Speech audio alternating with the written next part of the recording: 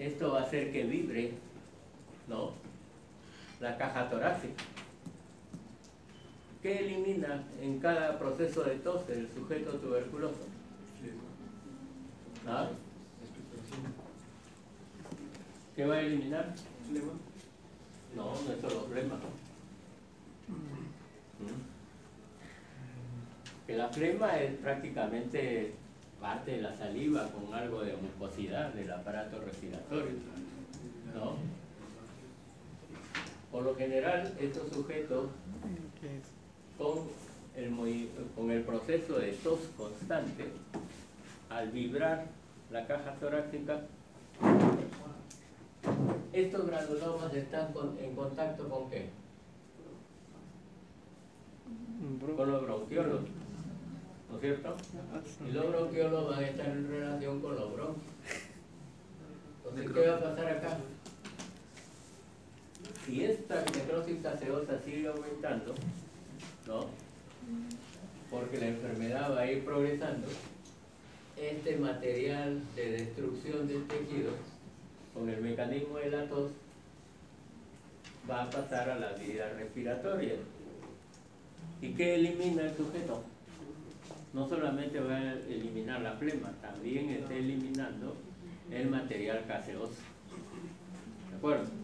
Y en el trayecto, en esta destrucción, los vasos sanguíneos que están alrededor, ¿no?, también se van a lesionar conforme aumente este granuloma.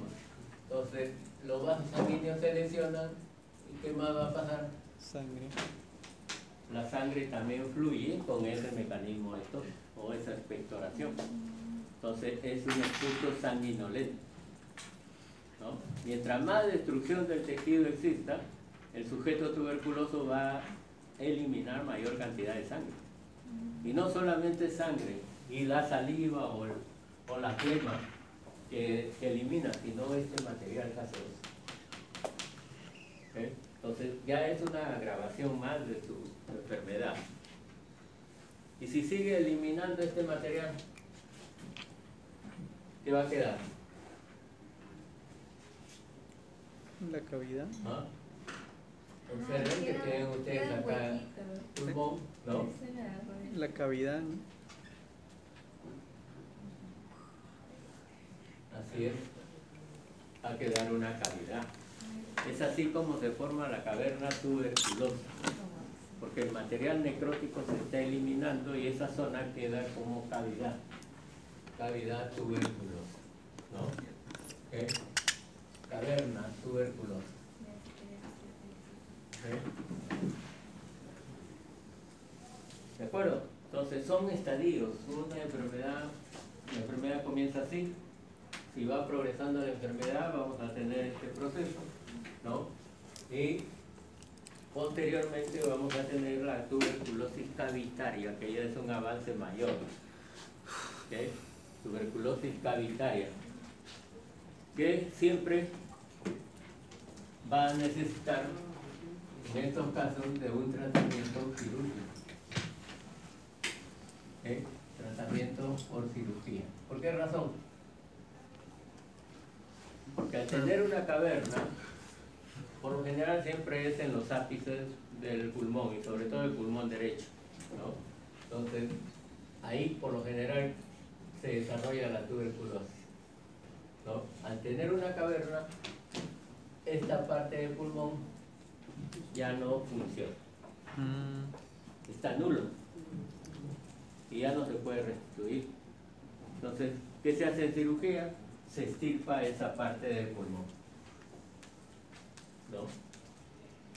Para, si ya no tiene función, lógico, ya no va a haber, ya no interesa esa parte. Entonces el paciente se va a quedar con los 2 tercios inferiores. Y en el pulmón no es como el hígado. El hígado se regenera, el pulmón no. Entonces esta parte del tórax va a quedar vacía. Y antes, no sé si hasta ahora lo hacen, en el tratamiento postquirúrgico se les colocaba, para que cubra esa área libre, no quede suelta prácticamente, se le colocaban bolitas de ping-pong. Porque como no tiene mayor peso, ¿no? Podía oscilar como los clásicos movimientos respiratorios, ¿no? Entonces se le colocaba eso antes. No sé, por eso le digo, no sé si hasta ahora se sigue estableciendo ese proceso. ¿Eh? Entonces, comprendan, esa es una forma de evolución, que es la tuberculosis tabitaria. Pero luego van a tener otra evolución, que es Miliar. que la tuberculosis se disemine a todo el pulmón de un lado y posteriormente al otro pulmón. Esa diseminación se llama, Miliar. ¿no? La TBC miliar. ¿Okay? Que es de la niña que presentamos, ¿no? Con ese tipo de evolución de esta enfermedad, tuberculosis miliar, que es el estadio final, ¿no? Ya no, el tratamiento ya no hace efecto para nada. ¿Okay? Incluso van a conocer ustedes que la tuberculosis en muchos pacientes van a ser resistentes al tratamiento. Entonces, eso es más seguro que esos pacientes evolucionen a este proceso, porque si el medicamento no le va a hacer nada, va a seguir evolucionando la enfermedad hasta agravarlo, ¿no? Y en este estadio, por lo general, termina con los días del paciente, ¿no es cierto? ¿Eh? Granuloma joven y granuloma viejo, no se olvide, son dos formas de reacción del organismo, en este caso del pulmón, para ir defendiéndose de la enfermedad. ¿Okay? No se olviden, el granuloma joven es pura célula histiocytica con corona de linfocitos. El granuloma viejo es aquel que presenta necrosis caseosa. ¿Okay? Siempre es por el tiempo de evolución y porque la necrosis representa la destrucción del tejido, en este caso pulmón. ¿Sí? ¿Alguna pregunta hasta ahí?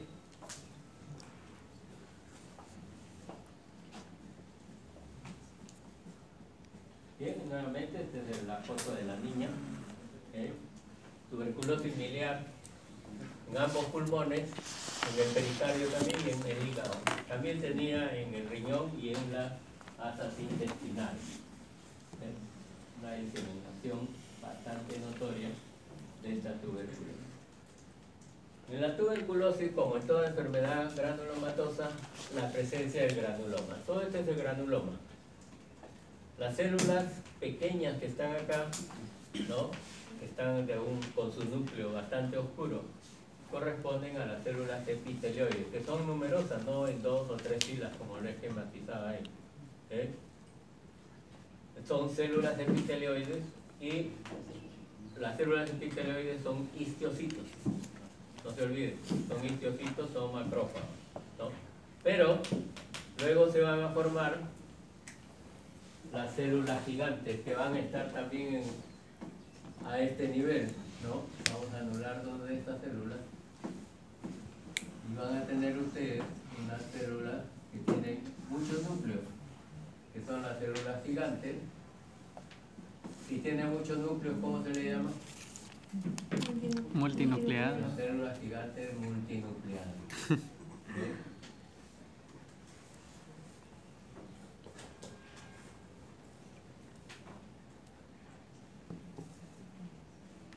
Y van a tener 2 tipos de estas células gigantes.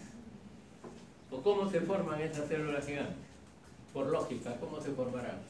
Si es que la célula gigante es considerada histiocyto también, como macrófago.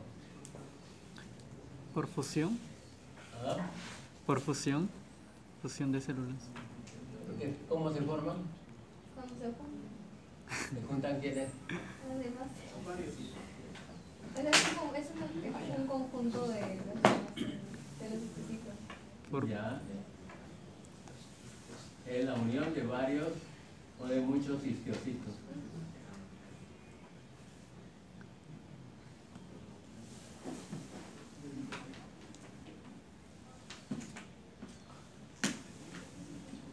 Entonces nuestro organismo, para seguir defendiéndose contra la acción del agente nocivo, en este caso el ejemplo contra el bacilo tuberculoso, va a hacer que las células epitelioides o macrófagos se unan, ¿no?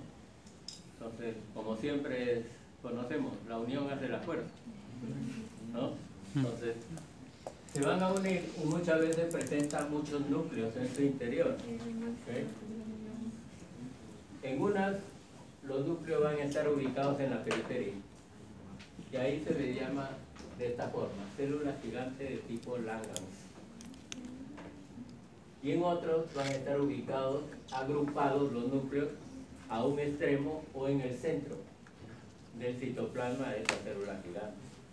Y ahí reciben el nombre con esas características de células gigantes de tipo cuerpo extraño. Células gigantes de tipo cuerpo extraño. Entonces, esas células completan el granuloma.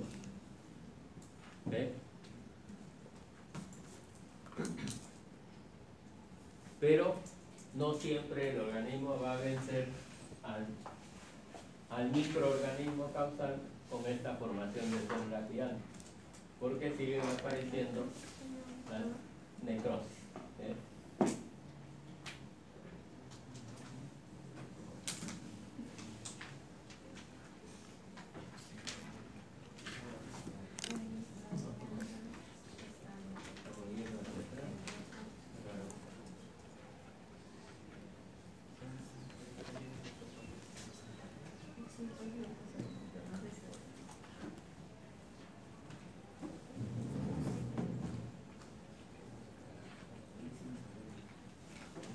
Acá tienen una magnificación de las células gigantes. Células gigantes de tipo Langhans, núcleos en la periferia o núcleos en herradura, ¿no? Son varios núcleos. En algunos textos mencionan que alguien se tomó la molestia de contar los núcleos y encontró que eran como 50 núcleos que podían existir en una célula gigante, ¿no? Entonces, esa cantidad de células epitelioides podían unirse para formar este tipo de células. Y esta es la característica de las células gigantes de tipo cuerpo extraño. Ahora, en todas las enfermedades granulomatosas podemos tener la presencia de las dos, de estas dos células gigantes. ¿Por qué razón? ¿Por qué razón siempre en todas las enfermedades granulomatosas podemos tener la presencia de estas dos células gigantes?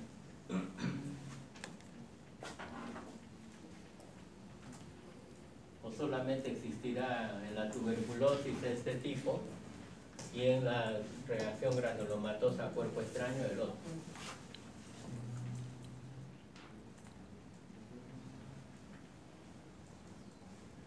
¿Qué dicen ustedes?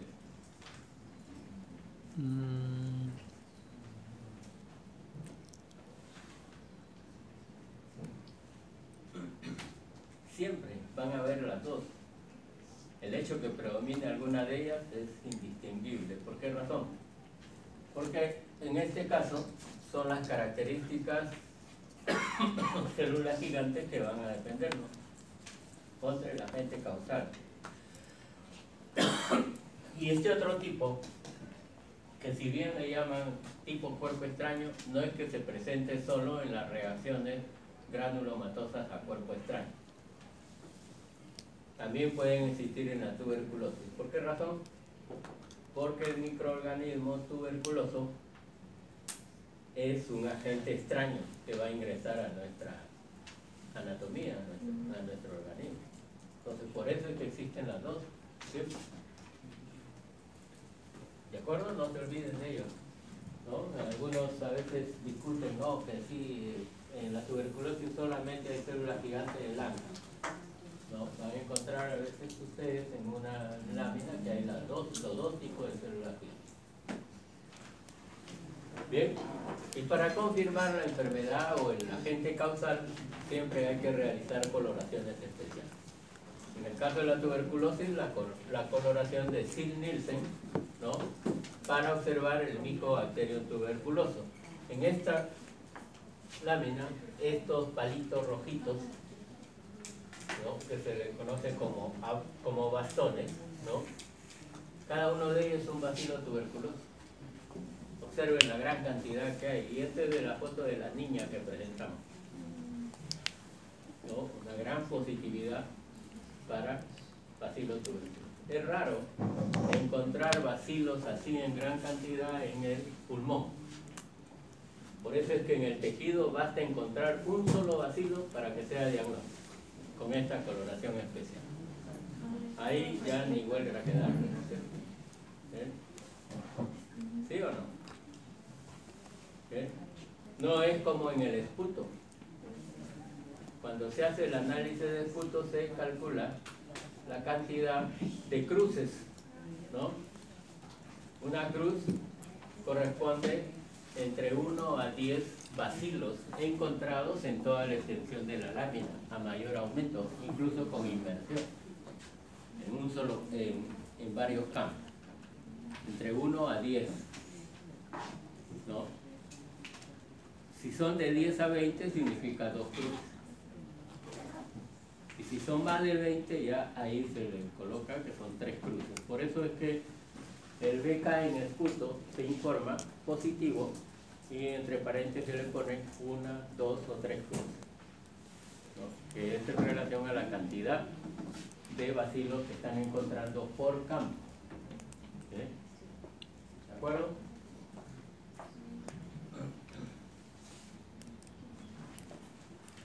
Las enfermedades, en este caso la tuberculosis, se puede complicar,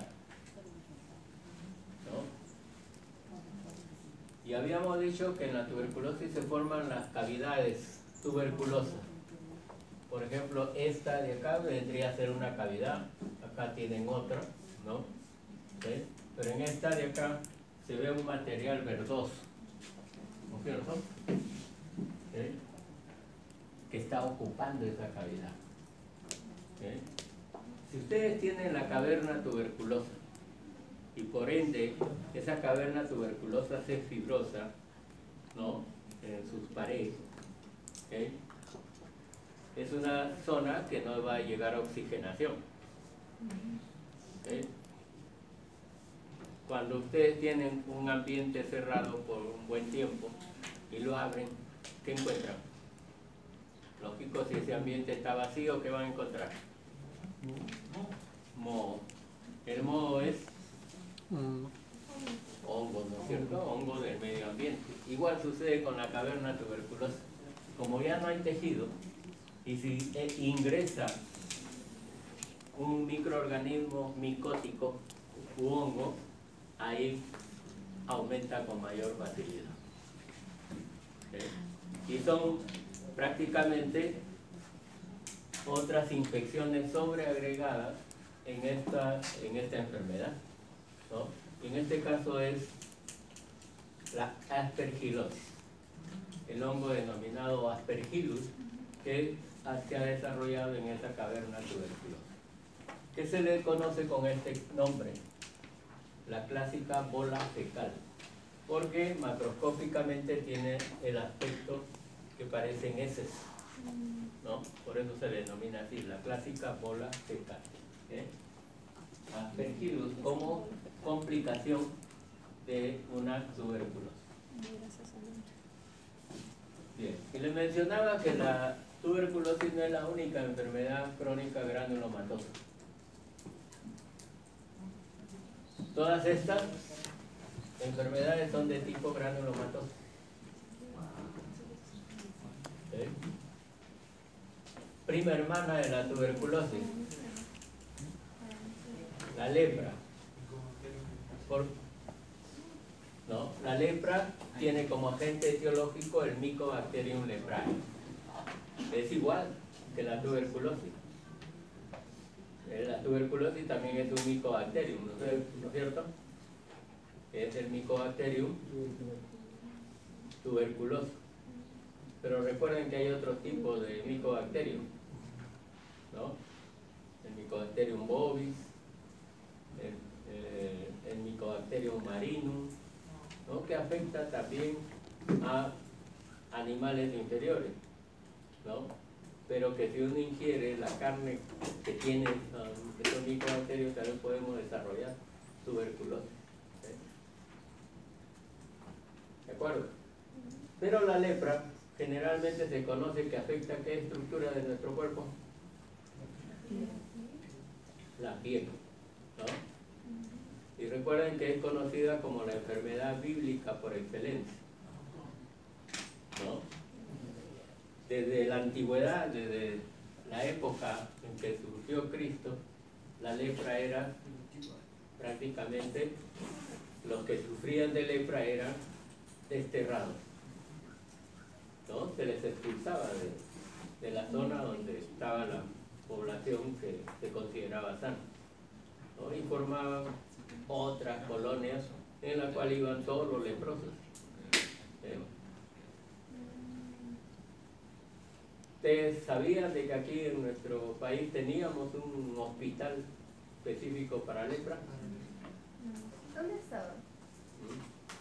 Actualmente ya no existe ese hospital.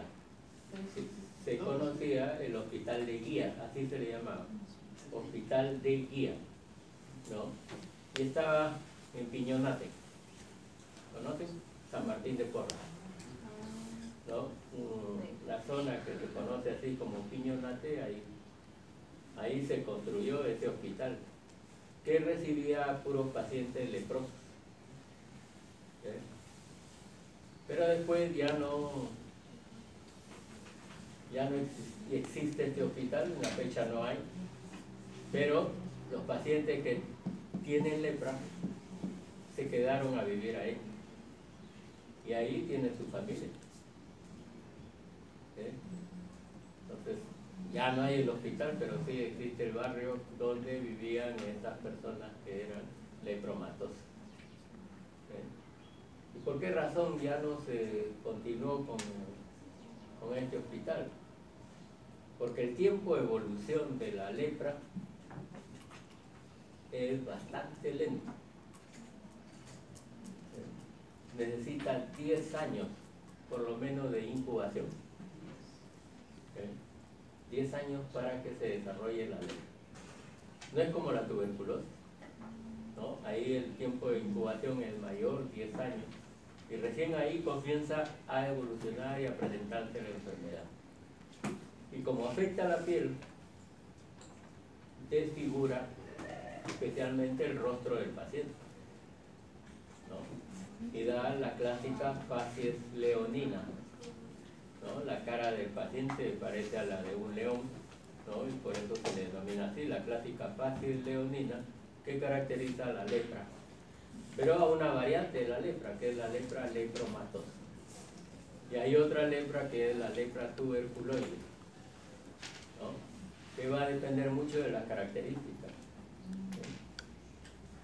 ¿Sí? Y hay una lepra mixta, que comprende los dos tipos que hemos mencionado, ¿no? Entonces, ¿pero qué da a la larga esta enfermedad? Puede presentarse en la cara, puede presentarse en las manos, ¿no? Y en las manos hace que el sujeto pierda la sensibilidad. Afecta a los nervios, especialmente de las zonas más distales. Por eso es que el sujeto que tiene lepra se amputa un dedo ni lo siente. ¿Por qué? Porque ha perdido sensibilidad en esa zona. Y a veces se le puede también perder los dedos de los miembros superiores porque se necrosan con facilidad por el avance de esta enfermedad, ¿no? Se van a necrosar. Entonces, Mycobacterium leprae a veces presenta necrosis gaseosa, no siempre, y eso es lo que lo diferencia de la tuberculosis. Y el Mycobacterium definitivamente va a recibir el nombre de Mycobacterium leprae, que es muy similar al del Mycobacterium tuberculosis. Solo nos va a determinar la ubicación de la lesión, en este caso es piel. Pero también con el tiempo se llegó a demostrar de que había tuberculosis de piel sin necesidad de que sea lepra, ¿no? Es lógico que las otras manifestaciones de la lepra ya no se presentaban en los casos de tuberculosis del pie. ¿Bien? La sífilis también es una enfermedad crónica granulomatosa, pero cuando llega a su estadio terciario. ¿Recuerdan que tiene 3 fases? ¿No? Chancro blando, chancro duro y la fase del goma sifilítico. La última fase es la que caracteriza a esta enfermedad como formación de granuloma. ¿Por qué razón? El granuloma sifilítico se caracteriza porque hay una necrosis en el centro del granuloma que se conoce con el nombre de necrosis gomosa. Necrosis gomosa. ¿Eh? ¿Por qué razón? Porque el tejido, al necrosarse, adopta la forma de un caucho. Ya no la típica necrosis gaseosa, sino como si fuese un jeve quemado, destruido, ¿no? Entonces da esa apariencia.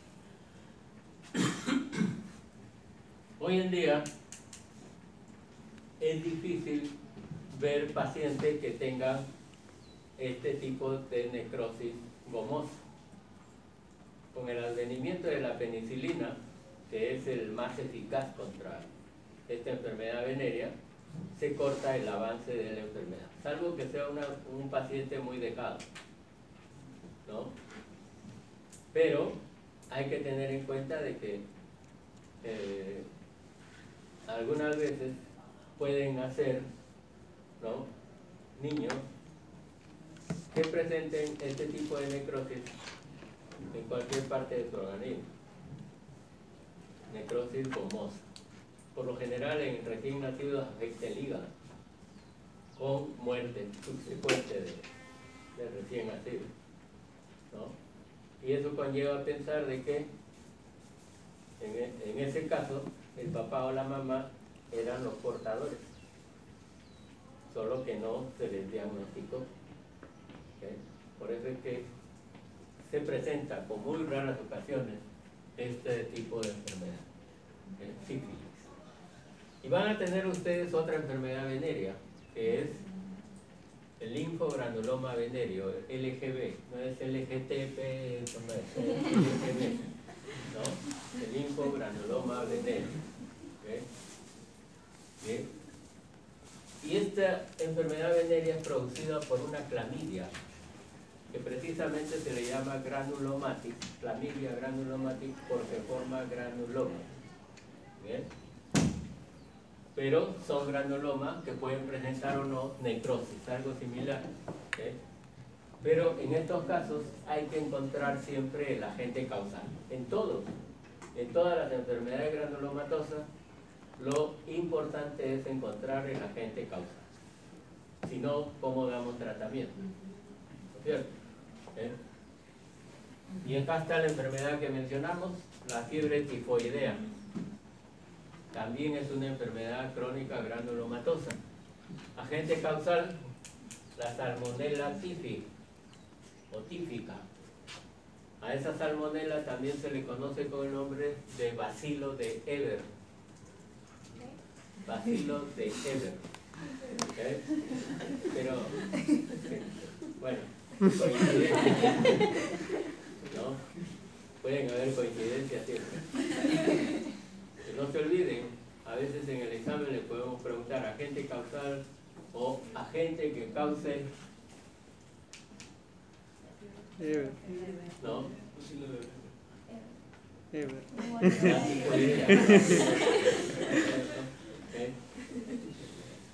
También puede presentar granulomas con o sin necrosis, pero por lo general esto en la tifoidea se presenta, pues, en muchos casos definitivamente en el intestino, ¿no? Delgado, grueso, pero con mayor frecuencia se da con afección hepática.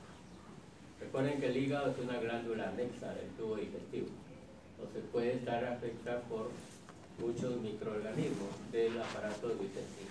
¿Okay? Luego tienen la brucelosis o fiebre malta. ¿Okay? producida por microorganismo la Brucella melitensis. Brucella melitensis. También es una enfermedad crónica granulomatosa, porque origina granulomas o forma granulomas en el organismo. ¿Sí? ¿Y cómo se diagnostica una brucelosis?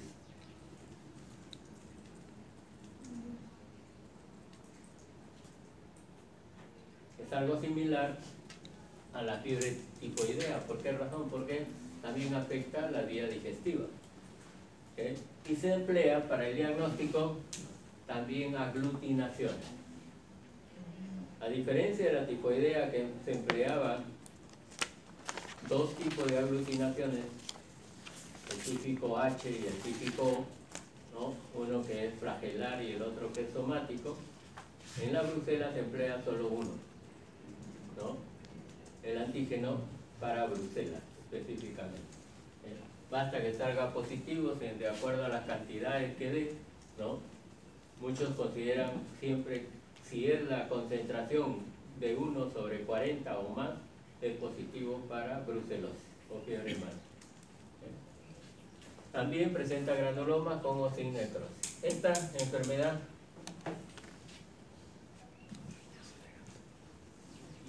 por arañazo de gato también hay, ¿no? Claro que no es frecuente en nuestro medio, pero según los colegas dicen que se han presentado algunos casos muy esporádicos, ¿no? Y es producido por el gato precisamente, pero no por que tiene en su organismo, ¿no? O lo tenga él habitualmente esta mascota, sino que por lo general en estos animalitos la brucela, o perdón, la Bartonella. La bartonella es una especie de bartonella que está en las uñas. Por eso el arañazo, por eso se llama así, enfermedad por arañazo de gato. ¿No? ¿Por qué se origina?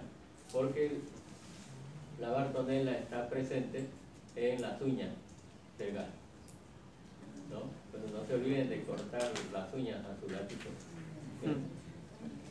Bueno, tiene otro nombre la bartonella que no me he recordado ahí ponerle, porque ustedes dirán, ¿y la bartonella que produce la verruga peruana?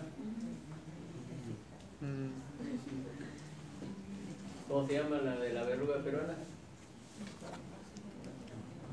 No. Bartonella.